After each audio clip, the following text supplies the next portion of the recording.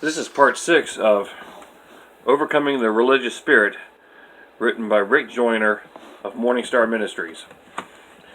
The counterfeit gift of discernment. A religious spirit will usually give a counterfeit gift of discernment of spirits.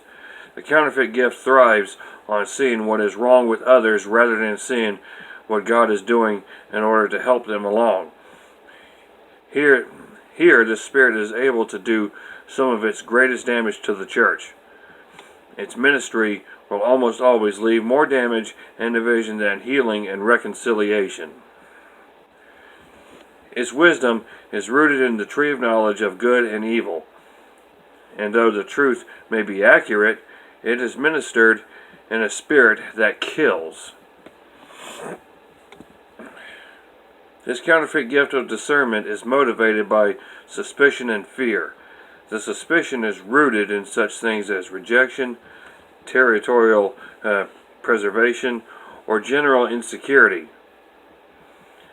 The true gift of discernment can only function with love.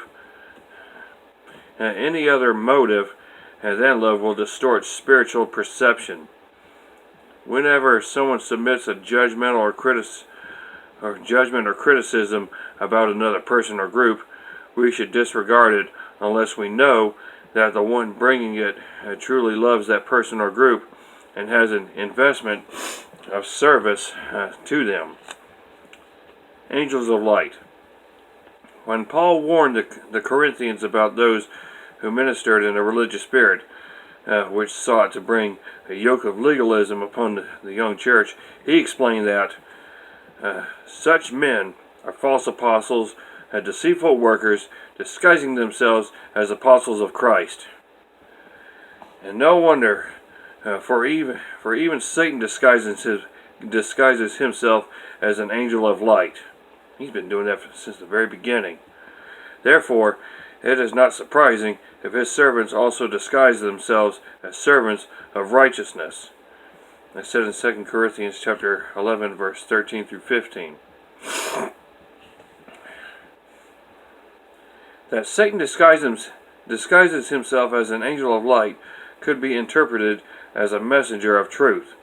Satan's most deceptive and deadly disguise is to come as a servant of righteousness, using truths for the purpose of destruction.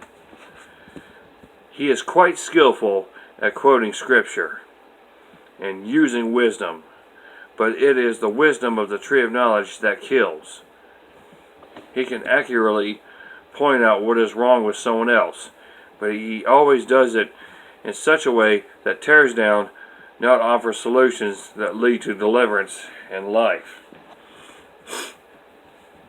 Angels of light, who are empowered by a religious spirit, will first look for what is wrong with someone rather than for what is right. The guise will usually be the protection of the sheep, truth for the Lord's glory, but a critical spirit is an evil spirit and will always end up causing division and destruction. Criticism holds forth an appearance of wisdom, but it is pride in one of the most base forms. When we criticize someone else, we are declaring ourselves to be better than they are. We may be better than others in some areas, but if we are, it is only by grace. Believers know the true grace of God will never look at how to tear others down, but how to build them up, imparting the same grace upon which they have built their lives. As an old proverb declares, any jackass can kick a barn down, but it requires a skillful carpenter to build one. The religious spirit and murder. Excuse me, allergies, I'm sorry. Anyways, moving on.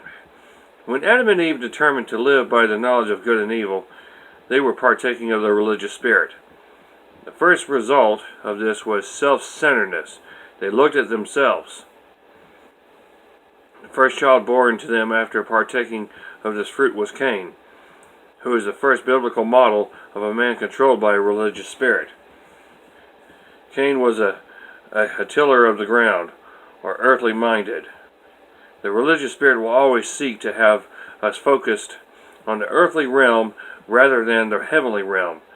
This seed of Cain judges by what is seen, and cannot understand those who endured as seeing him who is unseen, as said in Hebrews chapter 11 verse 27.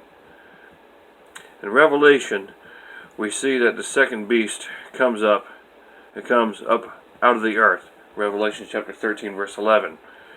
This is because the spiritual seed of Cain are tillers of the ground. This earthly mindedness has produced one of the most evil beasts the world will ever know. And this has been part 6 of Overcoming the Religious Spirit, written by Rick Joyner of Morning Star Ministries.